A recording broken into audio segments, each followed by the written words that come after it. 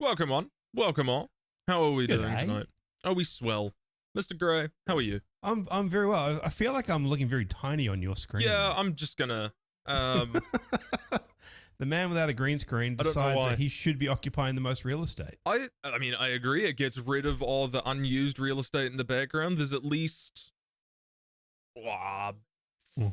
40, 50 cubic centimeters of unused space that could just have my face there.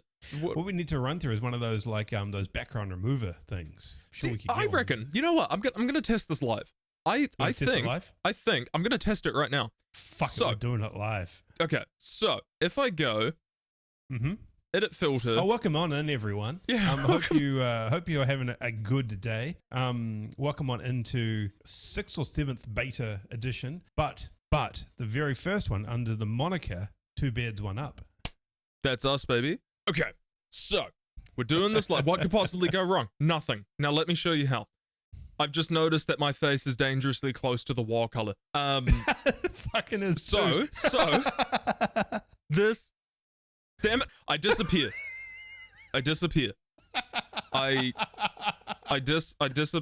I'm gone. No, it doesn't work. Never mind. Filter's gone, man. Filter's. I don't know. Filter. No. It's fuck it. Look, what I was trying to do is take the chroma key, get it to whatever color this is. What would you call this? Is this a beige? It's pretty Tim colored. It is. Am I Yeah. beige? It's a sand. It's a sand. It's a sand. I'm sort of sand colour, colored. yeah. Am I sand colored? Well, you're a bit like it's just been raining a little bit. When it gets a little darker, like that wet sand. I'm wet. I'm wet. I'm a wet wall. I don't like sand. It's coarse and it gets everywhere. So, okay, there was a prompt that before going live tonight, I set a prompt to the Discord. And that prompt was, one of them was, what out of field game would you want to see in esport Olympics? And the second one was, what's a game that you tried forcing yourself to love or finish, but you just couldn't do so? Ooh. So I've seen a comment here from Shanks. What outfield type of game should be considered for esport Olympics? I feel like unironically some form of motion control game, Wii Sports-esque, so at least it's physical. Otherwise a 2K game, so at least it's sports related. I don't think games like League or Dota have a place at the Olympics. Figured I would get my answer in early. I like the logic behind it. The problem with that though is that all sports games are fucking terrible. Right. And like, Well, what was the cricket game you yourself and BC played? if Big Ant get to be represented at the Olympics, fucking we're living in a simulation and it's confirmed.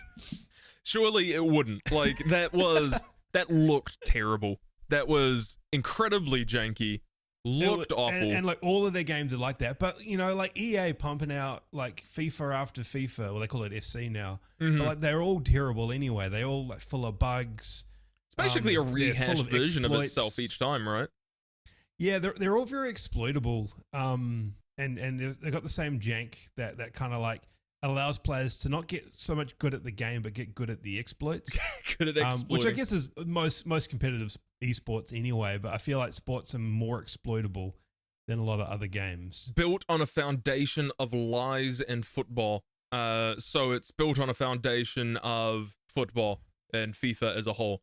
That's a dig that I might go disappeared for. So there's one obvious answer to this, and the answer is drink more gulp. Sorry, drink more glurp. Yeah, drink more glurp. Because that game is the Olympics. It's personified the Olympics perfectly. I like that. If you had games like Drink More Glurp or Ultimate Chicken Horse, or Ultimate Chicken Horse, or those sorts of games that are just solely born to be competitive in such a derped way. So then you take that to a serious route, maybe Smash Bros. Or something like that. I think the traditional esports games, they got to that level organically anyway. Yeah. I think they got there because people liked competing in them and people wanted to get better and better and better at them, and they did have really high skill ceilings. And I think that's kind of key to it. There's not a lot of games outside of those that have that. I mean, Drink More Glurp obviously does have a very high skill ceiling. It's got an incredible high. It's QWERTY levels of skill ceiling. Editor's note, he means quap. Like, difficult to begin, impossible to master. But once you do, my God, that'll net you at least 20,000 views on YouTube or something. I also kind of like that, like the esports don't mirror actual sports as well. Like obviously they do have like FIFA esports and that sort of thing, but largely it's, you know, it's first person shooters, it's MOBAs, tactical RTS, that sort of stuff. Yeah. I think if you have like at the Olympics you have basketball and then you have e-basketball, it's a bit weird. Imagine, what are those, like the UFC games, right? Imagine you've gone to watch esports at the Olympics and it is literally just UFC 2024 and you are playing as Conor McGregor on that. Does Conor McGregor get a cut for being technically part of esports? He would, yeah. I think they would get a like a royalty for being broadcast. Yeah, right. I mean, that's fair. If I was to take a different angle at it, almost like a decathlon style event where they take a handful of games, a series of games, and players have to, I guess, let's maybe speed running. Let's take speed running to the Olympics, right? And then you've got 5 or 6 games that they have to speed run. Just back to back. So you can't. I like that idea. Get good at one. You got to get good at multiple games. Yeah. And every year those games change to allow athletes to, you know. Or I think should I say? I think that would be great. Like speedrunning is such a skill that it deserves its own sports category. Another from chat here. Esport game I would love to see would be anything from the Tony Hawk series. Esports skating. I love that. Are you allowed cheats? Are you allowed? No, absolutely because they're blocked. Absolutely not. No, it has to be. Huh? They're blocked at the part of the game. You get to unlock them. Okay, yeah. So fully unlocked. Well, that's not a cheat. There were cheats back in the day. I mean, that's what cheats were back in the day. They were still a part of a feature complete game. And part of that feature completeness was being able to cheat and turn off gravity. To cheat in a game was just to unlock things before playing it. Now you just pay $50. Yeah. Game you tried to force yourself to love was Skyrim. You couldn't get into that? Oh, man. Yeah, I get that. I forced myself to try not. And just stare at Skyrim. I will not play you. And then there's like, I think there's only 2 versions of it that I don't own. One of them being the VR version and the other being the Switch. That is the 2 version. Oh, and the one on the fridge. How good was that? On Alexa. That was so good, dude. Oh, that was fucking gold. Absolutely gold. Game you tried to force yourself to like was Helldivers. I just can't get into the repetitive go in kill bug. Also, third-person shooters are bad. I'm not the biggest shooter fan, but at least FPS feels immersive somewhat. I had been saying that for a long time, that I feel like Helldivers would have been better with an FPS mode. Like, I 100% think that it needed first person, and I just would have been, I mean, like, I was addicted to it anyway. I played that pretty consecutively, but with an FPS mode, whoo, god damn. That's why I want to get the, it would have been very immersive. It would have been incredibly really immersive. Well, because like everything from the skybox to the way that the world was built, it was immersive anyway. Now imagine that front facing, like, and the size of your opponents, shit like that. It's gorgeous, absolutely gorgeous. So, what would your esports, like, definitive esports Olympics game be? Yeah, I would go with the decathlon. I wouldn't pick a single game. Yeah, a series of games. Yeah, and what I would suggest, it would be multi-platform as well. So let's get a Sonic the Hedgehog in there on the Genesis. Maybe an original Super Mario. Yeah. And then bump it up a generation or two. I mean, I can't think of a handful, but like especially the speedrunners, man. Like there's Games Done Quick have a whole catalog of games which can be beaten in under like 5 minutes. Yeah, I mean, there's a runner that I follow religiously on YouTube at the moment called Tomato Anus. And yeah, I know it's hilarious. And all of his videos, I fucking love this guy. All of his videos start with like him introducing himself and then having a secondary name that's just really out the gate. So it's like, hey ladies and gentlemen, my name's Tomato Anus, also known as Needlepeen. And then he like he just goes on with his life. And he's the greatest runner, man. But he's really good at breaking down speed runs, specifically things for like Half-Life, Portal, Hollow Knight, all that sort of stuff, because he gets in touch with the people that have discovered all this stuff and gets them to write a script on how everything works and, you know, that mechanic. So I think speedrunning would absolutely go fucking hard. And I think as long as it's no glitch, you know, I don't care about percentage complete, but it just has to be start to finish of the game with no exploits or no glitches. Glitchless speedruns. If I was to then take it to, say, a single game, you want a single game for the Olympics, it's got to be Mario Kart. Mario Kart in the Olympics.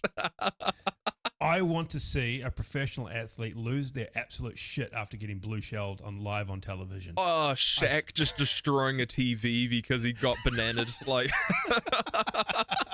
oh, that would be fucking awesome.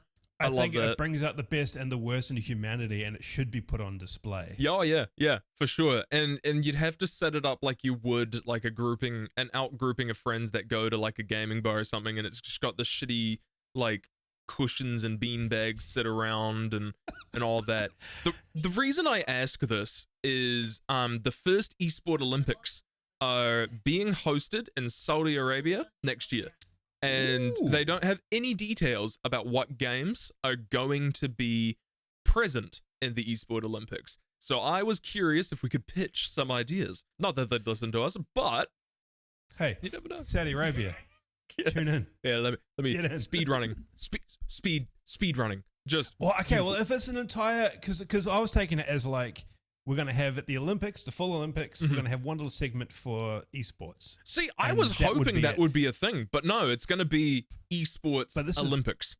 So then we're going to have different categories. We're going to have different categories. So let's take this down a little further. So you'd have, you need a racing category, you need a fighting category, you need a first-person shooter category, you need a sports category, maybe some RTS categories. Maybe some speed running categories on top of that as well. Totally, we'd have to have something like the MOBA games, like League of Legends or Dota. Like there would be a category in it because those, as far as professional like competitions go, those are pretty much, well, at least League is pretty much at the top of the list as far as watched esports. Like you have what's the one from the Titanfall verse? Apex Legends. Apex Predators, yep. Yeah. No, Apex Legends. Apex Predators. We ain't talking about the shark or the alligator or forest lion. We're talking about the Titanfall verse Apex. Does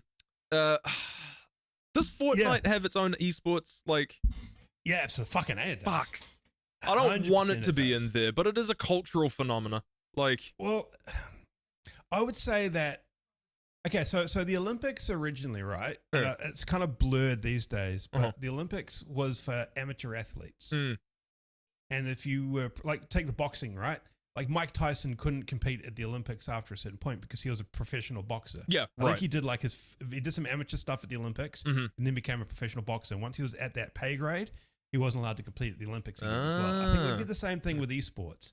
Like let Apex and let Fortnite and League and that sort of have their tournaments. Okay. But this is kind of like it's amateur hour, baby. Of that. This is my time to shine. I get to go to the Olympics and just put on the most amateur hour run of Crash Bandicoot Twin Sanity that the world has ever seen. That's what we're going. A 62-hour Elden Ring run. Look at me. I'm competing.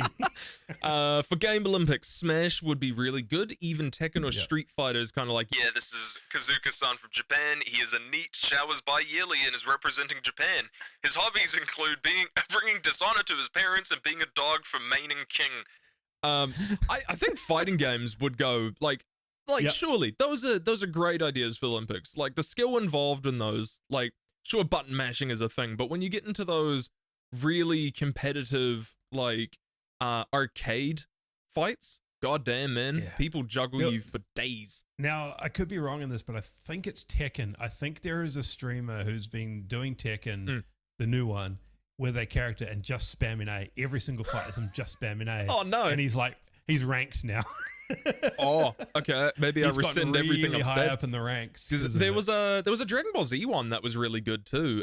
Fighter Z was because obviously we have all the Xenoverse games, which are just casual beat 'em ups.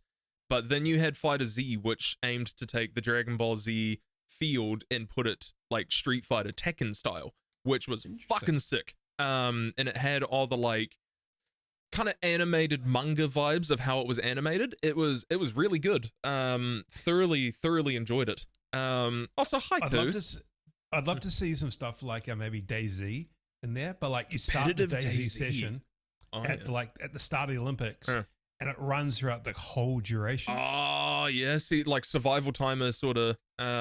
Shit. The session stays live. The session is live the whole time, so players have to sleep.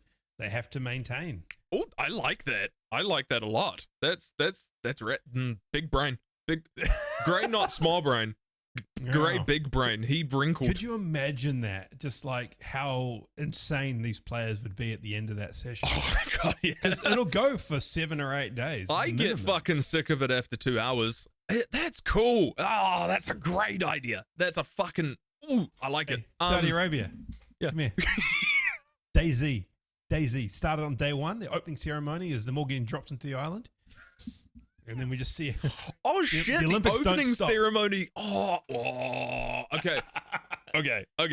So what they need then is a survival battle royale mode for it's not called the island. Sons of the Forest, because in the intro for that you do get dropped onto the island. That. I kind of like the idea though, and DayZ's got zombies in it, but like the idea is that it's just a bunch of human players, like a battle royale with a bunch of human players, but no timer on the battle royale element to it. Yeah, so you need to like, I mean, like obviously on the last day, I think of the royale, the survivors get enclosed. Yeah. So it's basically 12-hour window for that final day. Virtual Hunger Games it is. And what I think what would force this even more is that you actually have to keep moving the actual competitors' computers closer to each other. And it's no holds bar. You can look at the other person's screen, but you have to run back to yours if you want to get to them. There was a Tekken character called Gon who was a small dinosaur. You could win every fight just by pressing square that did a tailspin, and you would just stun lock your opponent. That's fantastic. That is beautiful. I think that's the problem with fighting games is, again, like the sports ones, they're exploitable quite easily. Yeah, okay. Yeah, that's fair. You'd have to put some rules in place, so like, certain if you stun lock for a certain amount of time, like if you stun lock for more than But if you stun lock legitimately, because you can do combinations to legitimately stun lock, that's not a bad thing. But if it's just the uppercut 7 times uninterrupted, you're your controller locks up and disintegrates in your hand whilst heating up into your lap, that sort of thing. It releases a flourish of hot coffee from the controller as a deterrent. Onto your lap. Your lap. Straight on there. Okay, so I think then the official esport of 2Beards1Up would have to be Olympic represented. Olympic represented sport. Sorry, represented. That's a weird word. The Olympic represented sport for 2Beards1Up would have to be DayZ. Slightly modified. Yeah. It would have to be modified. It would have to start on the opening ceremony. And then the final day of competition, all those remaining survivors get pushed into the center of a circle within 12 hours. But let's just say it's a 10-day long event, right? You've got 10 days of like survivalist. Yeah. And the game doesn't pause. You're constantly at risk. Oh, could you imagine? Here we go. I've put that into our general ideas channel that myself and Gray have an official program that we teed up to jot down all of our crazy ideas. It's not OneNote, but on the official esports of 2Beards1Up DayZ modded edition Hunger Games. But shit, I think if fighting games become an actual Olympic sport, the devs would actually have to put in a bit of effort to stun locking with balancing. So okay, sounds like a lot of effort to me. So in the world of regular sports, Gary, you're a bit of a sports guy. I love me some sports. You love the balls the field I love balls with the men. Sure, yeah. So my question to you is: there any in your wealth, vast knowledge, wrinkle head sort of brain, is there any sport that is specifically curated or concocted to be a competitive sport for like Olympics. Outside of like the javelins, the discus, that sort of stuff. Is there anything like rugby or that sort of stuff? Rugby is going to be at the next Olympics. That was, but like was specifically made for the Olympics, I don't think so. Don't think so. Yeah, because I'm wondering if that would be the case for esports. If because as games got more competitive, developers started looking more towards to cater to that competitive crowd, right? Well, I think they have, and I think this is why we're in such a mess with live service at the moment. Because developers are creating games to be competitive, and they're kind of driving. Yeah, they're trying to driving it artificially. Like I said, like those games that became esports came like very organically. Like League of Legends, well before esports were like a big thing, League of Legends came out and people just got fucking hooked. Well, because the thing with that is, so we have to look at the history for League of Legends a wee bit, and I consider myself a bit of a historical buff when it comes to these things. So the way that League of Legends came around is because Dota was a thing. The reason Dota was a thing is because Warcraft was a thing. So Warcraft took to the modding scene rather early in its stages and created a mobile online battle arena in the form of Dota. And after that happened, everybody was like, hey, this is fucking cool. Because it fit perfectly with the hero system and Warcraft and everything. It was great. Warcraft 3 this is, not the original 2, which didn't have heroes. Yeah. And then Dota, people were like, oh, this is fucking cool. And then the guys who made Dota was like, you're right, there should be a second one. What about second Dota? And they made it its own standalone thing, which is great. And I think a little bit before Dota 2 came to the scene as a big thing, League of Legends appeared because MOBA was becoming a popular thing. And we basically owe all of our thanks, all of our hate as well towards the toxic environment that is MOBAs. Because no matter where you go,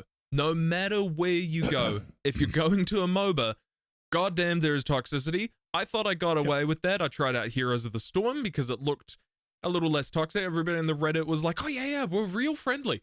We accidentally jumped into a ranked game. We weren't meant to do that. It was meant to be versus AI. Instantly got told to neck. So that was cool. Can I throw one more suggestion out there? Just while we're on the topic of toxicity. Yeah. Fantastic esport for the Olympics. Sea of Thieves. So the way it works, so you get squads of 4, teams of 4, sorry, and there's rounds. There's obviously rounds. It's a round robin to elimination, and you get a final. And Rare would have to get in here to allow the custom servers and that sort of thing, but we can figure that out down the line. But essentially, the winning crew is the crew with the most loot on their ship at the end. So you don't put down your or the most, or you could most sold throughout the session, maybe. Yeah, because obviously they could create a private session. I'm assuming the devs would be able to create something that you start from 0, and then at the end of such, it's all calculated how much you earned as a crew. And that's a cool idea. I like that. Thing with League and Dota 2 is that they were initially created with the concept there would be a pro scene. Right. Yeah, so it evolved because they were like, there is going to be a competitive pro scene for this. Right, that makes sense. Yeah. But I think it's at this point it's kind of too hard to kind of manufacture one. I think the next esports games will just kind of come organically anyway. Yeah, for sure. Because you can't really do it with it in. Well, you could do it with it in mind, but it's not going to be as popular as if it starts off. I don't know how many battle royales there are, but there's a fuck ton of them, and most of them are abandoned at this point. Flooded market. Right up there with boomer shooters. Yeah, but I think as soon as the players up and move to a new one, then that can take those platforms to become a legitimate esport. But I mean, I think it's cynical when you can see it when companies are trying to do it. I think Overwatch 2 kind of fell into that. They cooked themselves. They cooked themselves a wee bit. They took something that was good and they're like, oh, let's make it so it's more of an esport, more competitive, all that sort of stuff, and it didn't work. No, definitely not.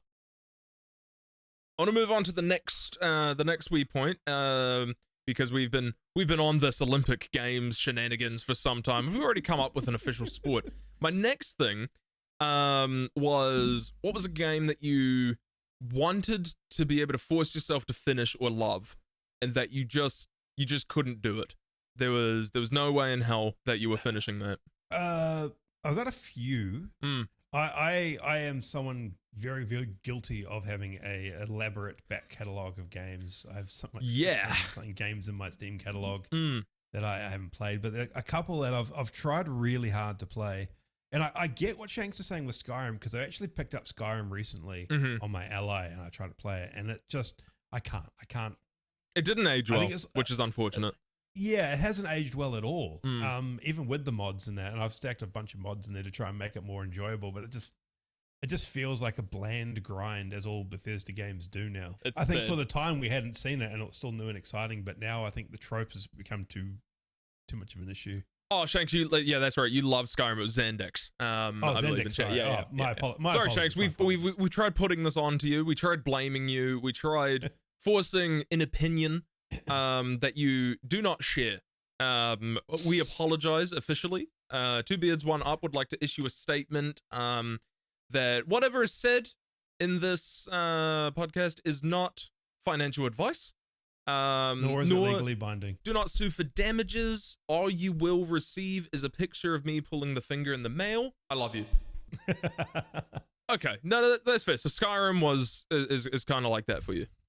Yeah, it is now. I played the shit out of Skyrim when it first came out. Okay, I think the one I've tried several times that I haven't been able to do, I guess in more recent times, would be Deus Ex.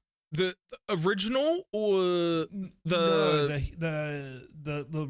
kind of the second two. So not there's mankind. Was it humankind or something? Or yeah. Deus Ex Humankind, where it got all fancy graphics on it, and I know the one that it's old mate on the front cover looking all slim and sexy with his weird sunglasses.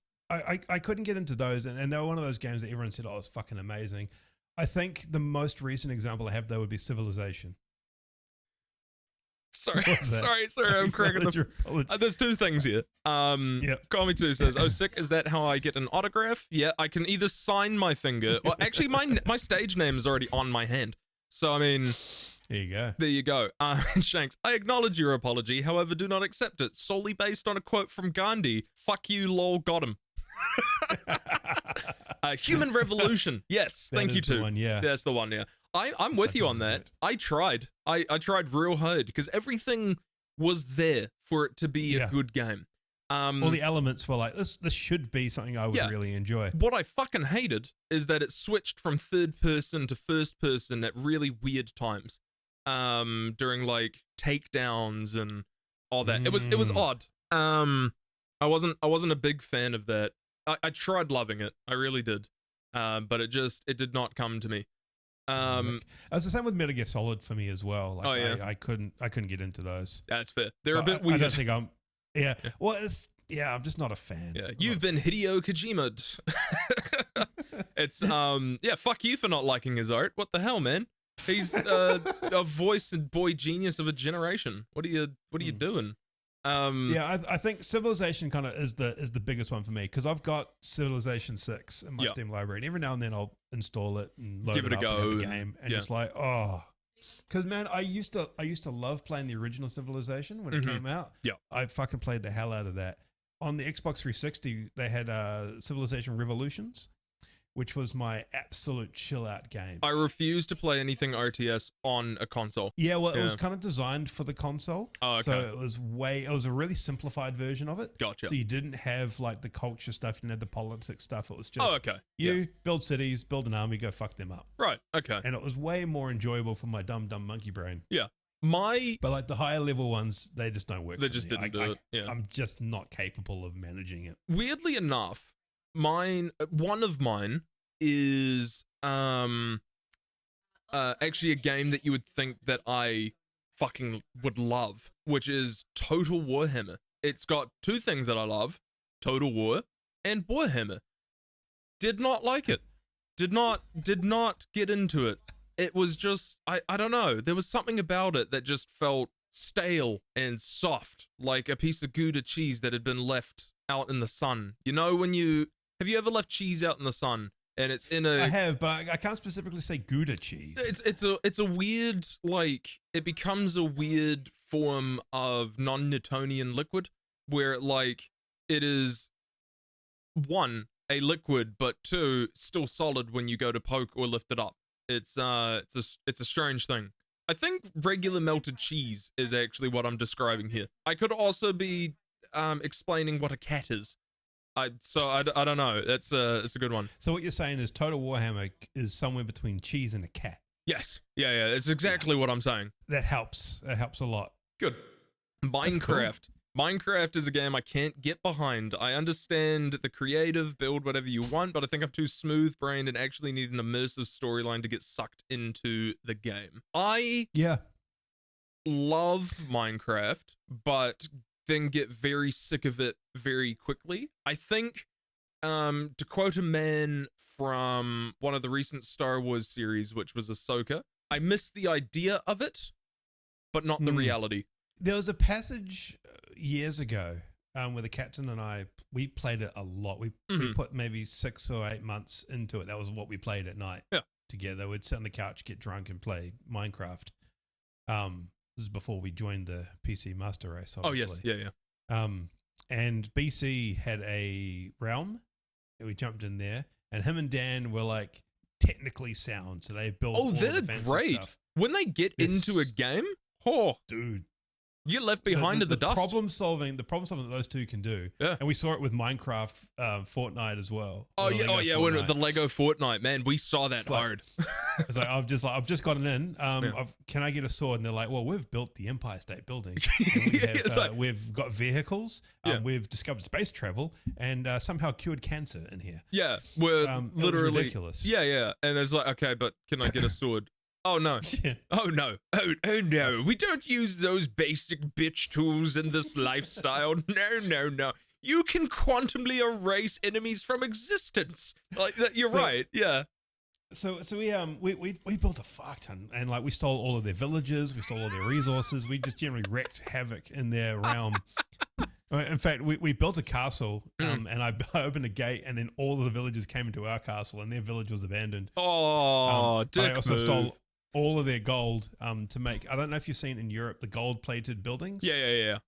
So we gold-plated the top of our castle with all of their gold. Oh my god! What we did build, which was fucking awesome, is we built a like a scaled rugby field or rugby stadium. Oh shit! Yeah. So 100 meters or 100 blocks long, sort of like proper sized rugby field. Build the grandstand around it. Ooh, that's cool. Build the goalpost, built everything. Put 15 versus 15 armor stands on the field. Dressed them in gold and black armor to make it look like the All Blacks versus the Wallabies. Yeah. It took us like 3 days. That's cool. I think so. Was so awesome. Yeah, Diego and I used to do that in Minecraft. We got really hard into creating old Gothic architecture. Actually, we built Notre Dame. Which took us several weeks. In creative or in survival? In creative, not in survival. No. We did all this in survival. Oh, fuck that. I'm mining the whole time. Yeah, no, I'm good. No, I'm not about that. I get it though, because like Minecraft is a game, and it's like a lot of like online games. Like take Euro Truck Simulator, which you've been playing, right? It's fun when you're with the crew, but not as fun by yourself. Yeah. And Minecraft is kind of like, it's not fun by yourself because it's kind of there as a platform to have fun rather than something that's fun by itself. That's fair. Yeah. I think another game in the same vein as Minecraft that I tried to love but couldn't was Valheim. Once again, a game that you would assume that I would love. It's got Vikings, it's got crafting. Nope. Wasn't big on that. I like Tribes of Midgard more than that. That was way more fun. I enjoy it. Actually, I'm thinking about getting back into it to give it a test. And if you would like to play this time, we can do that without my internet shitting out every 5 minutes and you falling off the boat. That was trash. So Valheim was fun at surface level. I felt when we played it, the grind was a little unbalanced. We played it in early access anyway, so it's hard to kind of hard to judge it because it is fully released now. Yeah. There's a few things I didn't like about it. One was they can't take medals through portals. It's like you've just created an enormous grind unnecessarily. Let me take things through portals. Yeah. And then I can actually not worry about like having to go far away. And all on a bow to go back here. Yeah. That was, but I think it was also, and what we found in our server and other servers that I've been in found was that the economy was too corruptible. It was very easy because of the way characters in that level that some players would just be so far ahead of everyone else that trivialized the game for everyone. It's actually about, that's a comment from Captain in chat here. Valheim sucked and it sucks playing with folks who won't slow down for you. I agree. That's why, weirdly enough, big fan of DayZ for this very reason, because you don't level. In the same with Sea of Thieves as well. Yeah. The only skill ceiling is your own. Yeah. That's what I liked about DayZ. Sure, you had a gear ceiling, but if you died, you lose that gear and have to go get it again. Like, sure, you could have a base, and that's fine. You respawn in there, you got your extra gear, but there isn't an arbitrary higher number that is, making you more powerful than something else. And I've been struggling to find a game that can kind of keep that comfort for me, because I like the idea of having, like, you're in a complete level playing field. You never level up. The only thing that you can do to get stronger is get that gear that you grind for. But without the gear, you're just a dude. Like, you're, cannot become overpowered without it, that sort of thing. So I've seen a few looter shooters that are kind of like that. There was one called Scavengers that came out a couple of years ago. It's actually shut down already. Oh. But it was really good in the sense that everyone started with nothing, and it was PvE, PvP, one of those ones. So you'd go and you could find other crews, but most of all you'd find the enemies, and the more enemies you did, the more bases the enemies had that you took down. You got the loot, and you could level up your gear and that sort of thing. And then at the end, you got told where the ship was going to be, and then everyone would dash to the middle. And essentially, the people who had the highest gear would kill everyone else, take their stuff, and then leave. For sure. Okay. But what happened is that it became people would just rush to the very end, not worry about leveling up, but like they found exploitable points at the ship that they could get on and just take everyone out anyway. So it just became a redundant experience. But that kind of thing is fun, and that was the appeal of Sea of Thieves. Yeah, and that you don't even level up through gear. You just have flat. It's just no matter what, you're done. Completely flat. Yeah, and you're either better than the other players or you're not. And most totally often, fine. More than not, I am not. And that's okay with me. I've learned to accept that.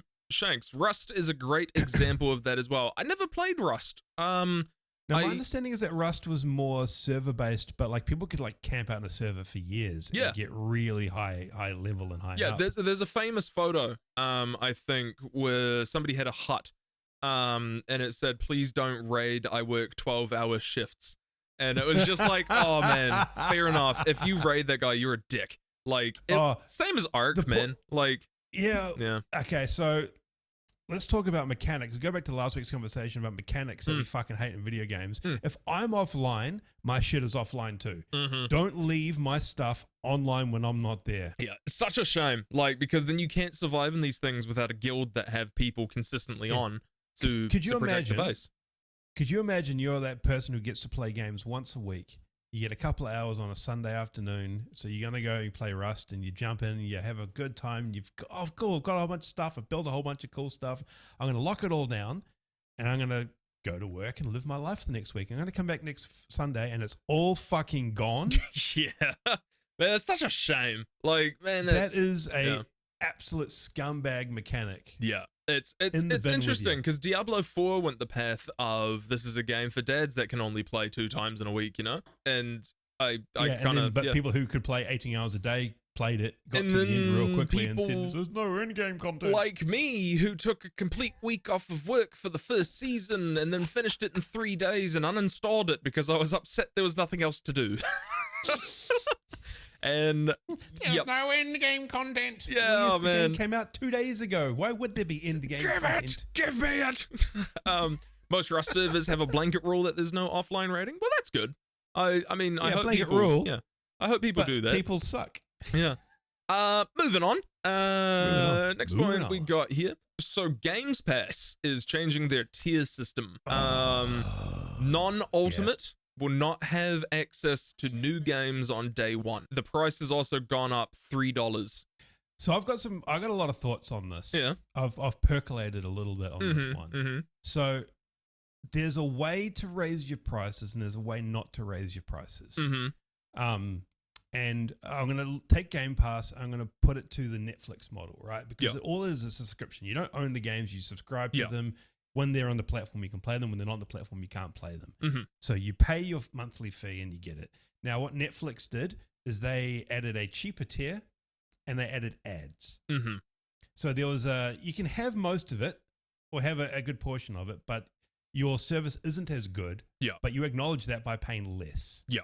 Totally fine. Mm-hmm. Amazon Prime recently added a tier with ads on it, but they added it to the core tier. So if you're on there originally, by the way, now you owe us $2.95 more a month, or we're going to spam you with ads. Oh, that's a shame. So that's not the right way to do it. Mm-hmm. It's pretty fucking shitty. Yeah, and it's like in a 42-minute episode of television, you'll see 2 to 3 minutes worth of ads. Yeah, not as bad as say Binge, who have like I think 5 to 10 minutes of ads in an episode of television. I don't even know what Binge is. It's HBO. Oh, okay. In Australia, it's our version. Right. of HBO. Okay. I think our version in New Zealand is Neon. I believe. Yeah. Same thing. Right. Yeah. Okay. Yeah. So there's that. That's a bit garbage. But I think with what Game Pass is doing is that they're creating a tier that people want to play games, but they can't put ads in things. So they've got to give an incentive to go up to that next level. So the incentive is day one releases. Yeah. Because all of the cheaper tier is that you just don't get day one releases. I think there's like I don't even think they've actually said what the timed release on it will be, but it may be just a couple of months or something. I reckon it would only be a couple of weeks, surely. Like maybe, potentially. I don't know. It's unknown at this point, but I think the premise is that they're trying to capitalize on their money. I think there's been a lot of speculation around the timing of it to coincide with the Call of Duty release. Yeah, that's a big one. Potentially, but I also think Game Pass and I think Microsoft in general have kind of worked themselves into a corner with this. You know, I've been a big supporter of their platform and their business model for a while, but I'm not so convinced at the moment. I think they have gone and bought a stack of studios. And they've starting to release their first party games, and they're not performing as well as they hoped to. Even Hellblade 2 was like the 16th most played game on their platform. Mm-hmm. So not even Steam sales or anything like that. It was their own platform, and only a handful of people comparatively were playing it. Yeah. And don't get me wrong, I think that Hellblade 2, same with Still Wakes the Deep, are the games that I want Game Pass for. 100%. Short narrative yummies. Narrative, immersive experiences. That was fucking fantastic. But I think people want they want Sony level games at Microsoft prices. Yeah. And they're not getting it, and they thought they would get it. So I think a lot of the anti-Microsoft sort of feeling right now is that, hey guys, we've been subscribed to Game Pass for 3-4 years now, and we're still yet to see our God of War or Horizon Zero Dawn or Spider-Man. We're not seeing these yet. And then now you're upping your price. When those things are coming out. Yeah, when they are starting to look like they're coming out. Yeah. Well, unfortunately, Microsoft's fucking flagship Halo Infinite fucking bombed like crap. And that could have been their big one. With their first parties, they've been missing the mark. And I think they're hoping that Call of Duty kind of brings them around a bit. Yeah. And it may do it. I also think the subscription model has a ceiling, and I don't think they've adjusted their spending to match that ceiling as well. Yeah. How many billions of dollars did they spend on Activision Blizzard? A bunch. What was ZeniMax bought for too? ZeniMax is very expensive for them. That was like $4 billion or something. Yeah. Yeah. Hellblade 2 cost them like $250 million to make. God, fucking like these games aren't cheap, and they're dedicated to making them, which is great, but they're not making their money back, obviously. Yeah. And interesting the business model. Haven't been fantastic for them. And I think that's because they haven't got it's a kind of chicken and egg. Like they need to generate more money so they can produce better games. Therefore, they need to raise the prices to produce their money. But at the same time, they're not producing the games, so people aren't inclined to pay the money for it. Yeah, yeah, totally. I think I think this would be the last the price hike they get on good faith. Yeah. Because they haven't really hiked their prices too much. They have. I don't think they've bit, really done many of it, egregious. right? Yeah. No, they when they added the Ultimate, when they consolidated Xbox Live and they made the Ultimate, they kind of did.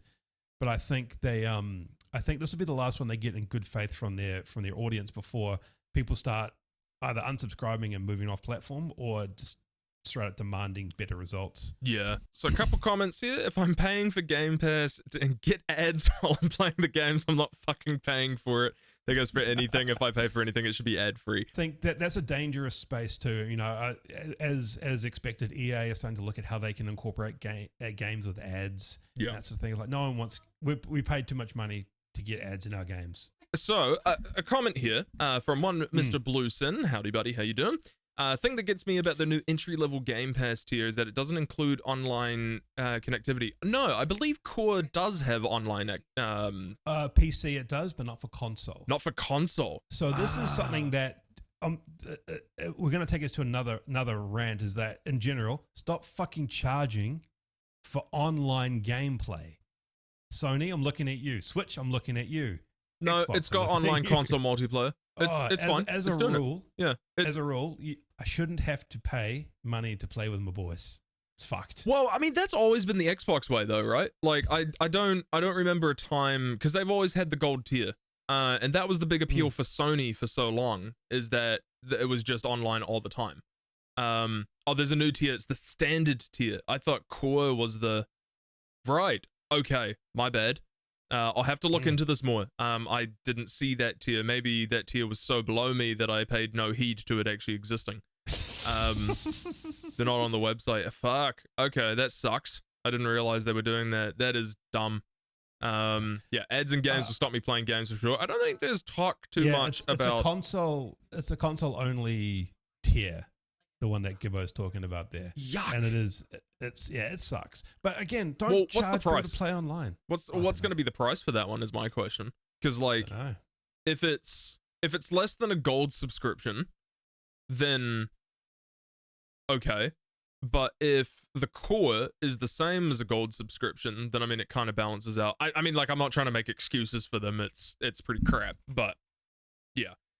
15 a month USD, I think. Oh, then yeah, don't know about that one. That's standard subscription. Microsoft is planning to hike its Microsoft is planning to hike its entry Game Pass Ultimate pricing again in September, alongside launching a new standard subscription that doesn't include day one access to first party release Xbox games. The Xbox maker has stated emailing Xbox Game Pass Ultimate subscribers, warning of a price increase to $19.99 a month that starts on September 12th, 3 months over the current price of $16.99. Yeah. PC Pass subscribers will also see a price hike in September, going from $9.99 to $11.99. So that's just your standard one. And then offer a new option for Xbox Game Pass standard subscription without day one titles will be priced at $14.99 per month for new users to the service. Doesn't say the new standard option also includes online console multiplayer access. Okay. Yep, there it is. Okay, right. So there is still that for yeah, right. Maybe there was a bit of a misread somewhere in Gibbo's getting his news from the PlayStation forums. So it's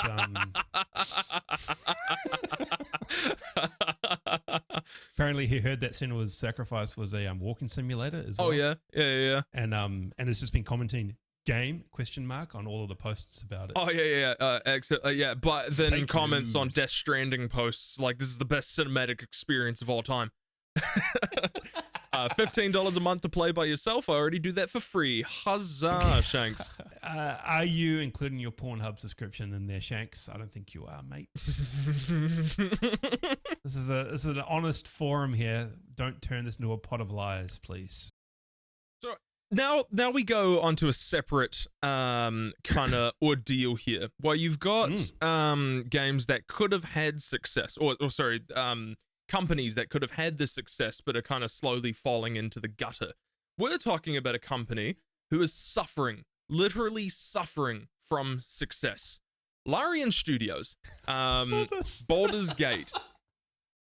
Baldur's Gate's success has led to detrimental loss of time of development for new games, IPs, and updates. whichever it will be. It I led don't have any awards to cry into over here. Sorry. Yeah, Larian, actually, I do. Hang on a second. literally suffering. Oh, here we go. Oh, here we. I'm going to turn off your camera. They're in the other room. Oh, they're in the other room. All my corporate awards. Oh, your corporate awards. Into. Yeah. Do you also have your music awards? You silly sausage. Huh? Are you going to show those off too? No, Gibbo's got all of those. Here's my award. Big Lego. I saw this. This is a really interesting thing. So basically, they're saying that they're winning so many awards from so many different award ceremonies that it's become detrimental to send the same developers to those award shows. They've now put their staff on a rotation to go to award ceremonies, like, because it is fucking up the development cycle. And how insane is that your company did so fucking well at a game that now you literally suffer from it because you cannot get that development time into other things. That is incredible. Like, I feel for them because obviously, like, it's a serious thing because they need to start, doing other shit. But god damn. The other side of it, it kind of speaks to the culture of that place as well, where is it Sven Fink? We'll call him Mr. Larian for now. Yeah. Mr. Larian could very easily just go off and do, because we all know if this was Bethesda, Sven Vink. Yeah, Sven Vink. If this was Bethesda, we all know that the devs wouldn't be going to those award shows. It'd just be Todd Howard. Oh god, rocking up. Oh man, yes, every single one of them getting his free dinner, his free drinks. PlayStation and Nintendo studios have had this problem for years. Mr. Sin, I would like to extend an official statement from 2Beards1Up, barring you from making commentary like this. As you can see, finger was extended, wiping the tears away from salty fanboys of Nintendo. Middle finger was extended by Mr. Gray over there. No, that's funny as no. Yeah, so I think the fact that like Mr. Larian hasn't just gone to these things and has been like sending the developers because they should be rewarded for their work. It's their work.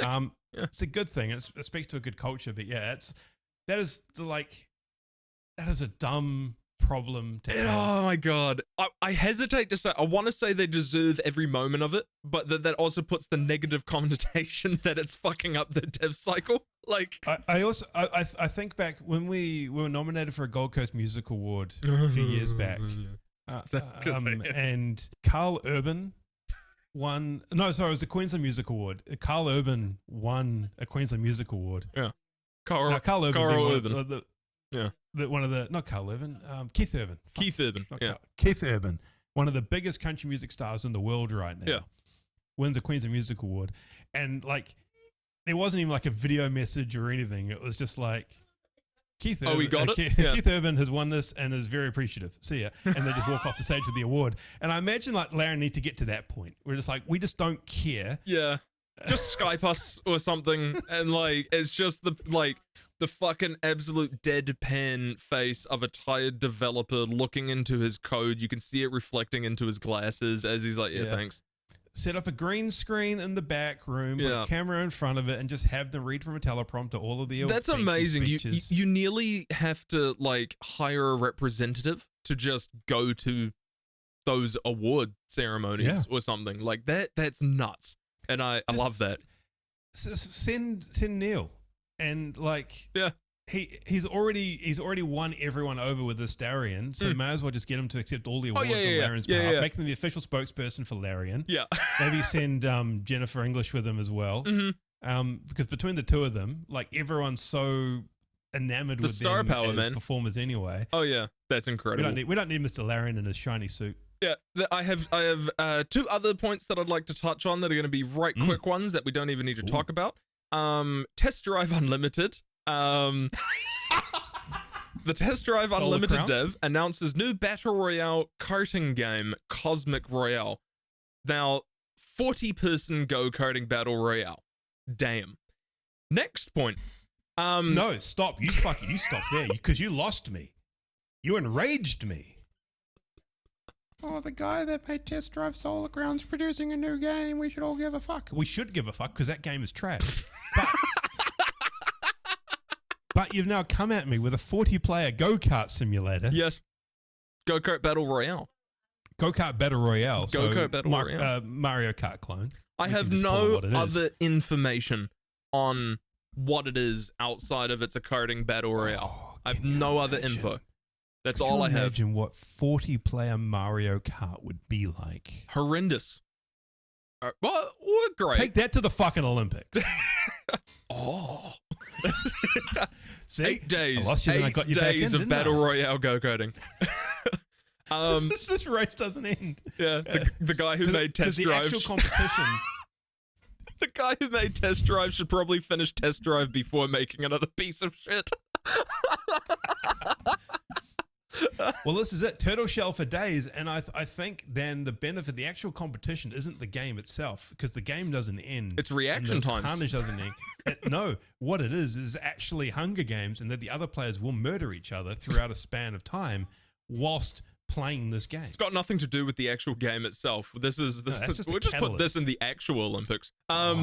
Moving on to that, we've got official news. Gibbo, turn up your headphones. This is about Echoes of Wisdom, the new Zelda game that is in development. You will be able to also play as Link. Which one? The one that you play as Zelda. Oh, Echoes of Wisdom. Yeah. You can play as Link. You can also play as Link. Wow, fucking big news. Now, is that Link's male Zelda, right? Yeah. Yeah, cool. Yeah, okay. Link is male Zelda, famously not actually the main character in any other game. So it's cool that he's being put in here to do this, I think. Moving on. Funny, win for the boys. Win for the boys, yeah. Moving on from that. Nintendo finally makes a female-focused game, and they throw the male character in there. Yeah. Nintendo. Well done, Nintendo. My next thing is a big talking point that I would actually like to go out. Full Space Marine 2 build has been linked on an unnamed pirating site. A roughly 70 gigabyte build of an upcoming action game Warhammer 40,000 Space Marine 2 was uploaded to a piracy website on Sunday, seemingly leaking what may be a complete version of the game nearly 2 months before launch. According to a post on 4chan/V message board, as noticed by Inside Gamer, the build dates to June 20th, 2024. If accurate, it would essentially be the finished version of Space Marine 2 on July 9th. Publisher Focus Entertainment announced that the game had gone gold. PC Gamer can confirm that a file purporting to be a development build of Space Marine 2 is currently listed on a Russian torrent site, with videos taken from the build starting to appear on YouTube. The site indicates more than 500 people have already downloaded the leaked build.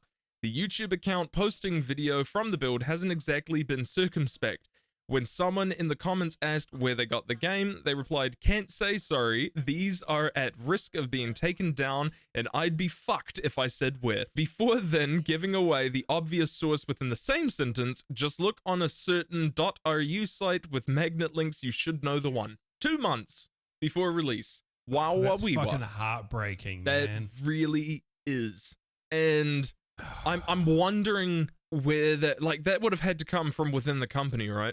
Like, nah, it could be a review build. Yeah. It could review a copy. There's a whole bunch of points in the development where something can become compromised.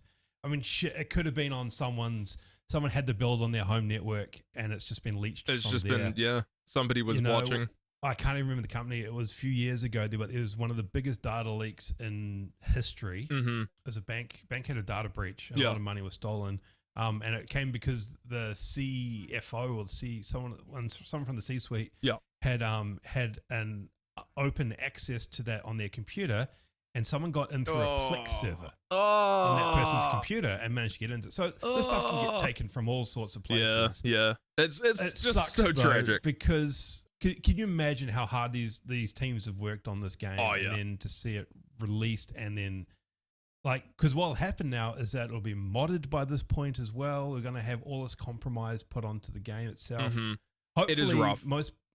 I think that the only kind of silver lining is that the people who are going to this .ru site to download it are the people who wouldn't pay for it anyway. Exactly. They're sitting there waiting for for the legitimate build to go on so they can pirate it anyway. I mean, I'm fucking waiting. I'm not even going to look into the rife. Yeah. No, I'm not even going to look into the videos. I'm not even going to bother. I'm paying full price for this game because I believe in it whole fucking heartedly, and I'm risking everything to do on my Fantasy Critic League basically on that. Just don't look. Just don't look. And like 4chan's 4chan, and the people who live and breathe that site are always going to be this way. Speaking of which, comment here from Shanks/B mentioned, let's go, boys. There's one thing, because not to the same degree. I'm not going to say this is to the same degree, but I kind of know what they feel like. We released an album in 2012, right at the end, and we'd worked fucking hard on it, put a lot of time, effort, and money into it. It took 9 months to record, mix, master, release, get all the media plans all ready, and you know, we sent all the copies out for review and all that sort of shit. And then I got an email from our PR person like 2 days before the release saying, oh, yeah, some of the reviews are starting to pop up. And, you know, they linked me a bunch and they just said, oh, like if you just Google These Four Walls Limiter right at the end, you start to see the reviews popping up and you kind of see how they're trending, all that sort of stuff. So I did that. So These Four Walls Limiter right at the end, the first link that popped up was a Russian music site that had it downloadable. So I downloaded it 2 days before the album came out. I downloaded my own pirated album. You embezzled your own earnings. Yeah. Holy shit. And I was bummed, dude. Yeah, dude, that sounds like it sucked. However, I like that it was popular enough to even show up on a torrenting site. Well, no, because the reviews hadn't gone live yet. Oh, how the fuck? they hadn't at SEO, so the site had obviously been up a bit longer. Right. Damn. But these sites, all they were doing is scraping, you know, like Universal Music, that sort of thing. They're just scraping their databanks. Holy shit. Grabbing all the new music. Wow. And it was all there. That's nice. So that's how we got stung with it. Yeah, right. 2 more points that I have to make before we go into show and tell. So we have some information, CD Project Red.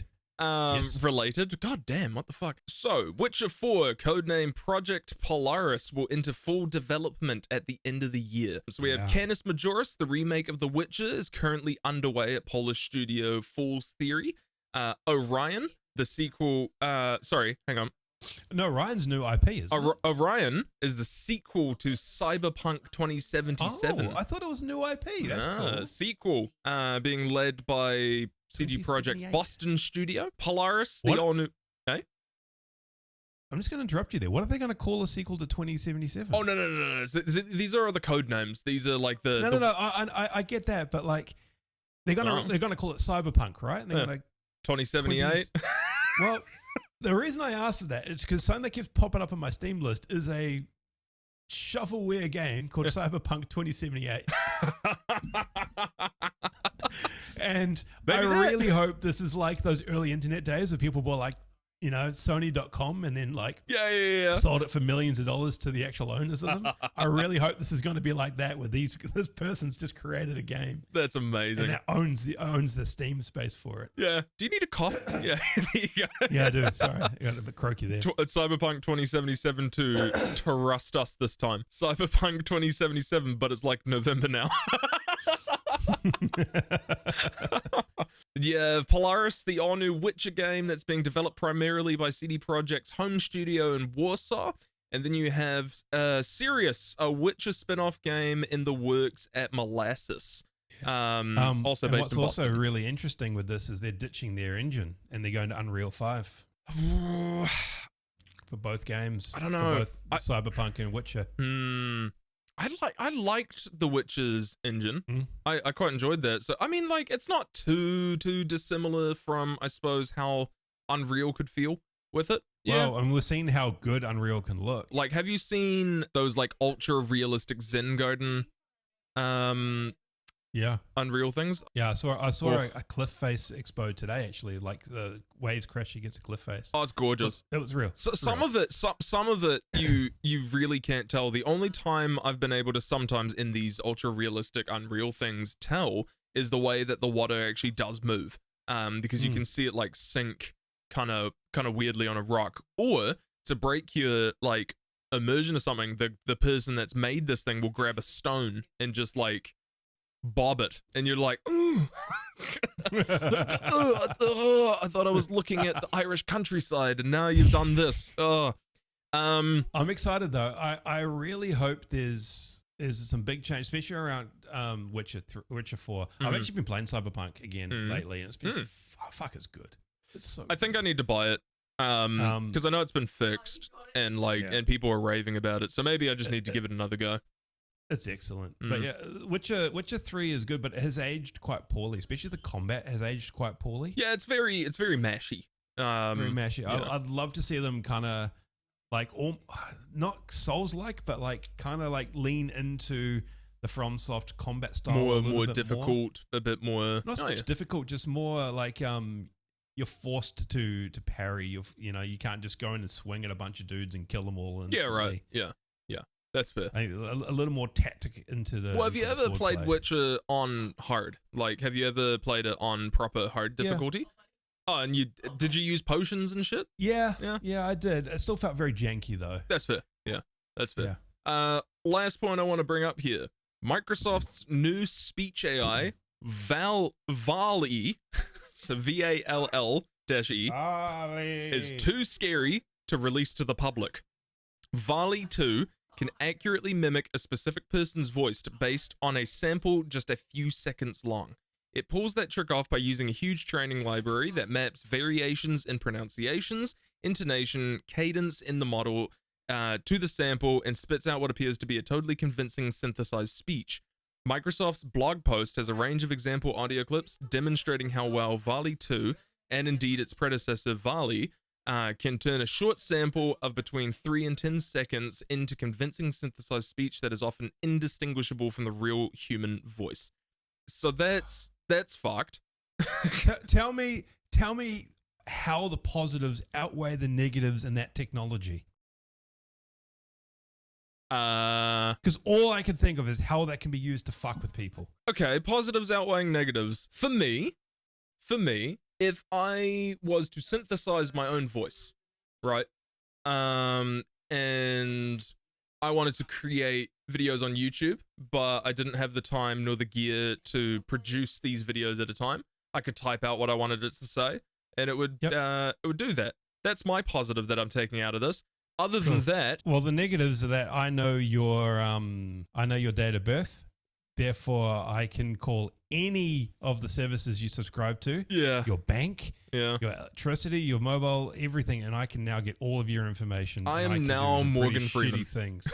I can do some pretty horrible things with that. Yeah, and that's the tip of the iceberg. Hence them saying it's too scary to release. Like, yeah, good. Yeah. I'm glad that they've actually taken a step back and said, no, this isn't right. Because that shit ain't right, man. That's fucked. It's a spooky thing. Oh man, it's getting to a stage where AI and what it is capable of is starting to come under weird scrutinies because of what it's going to be capable of.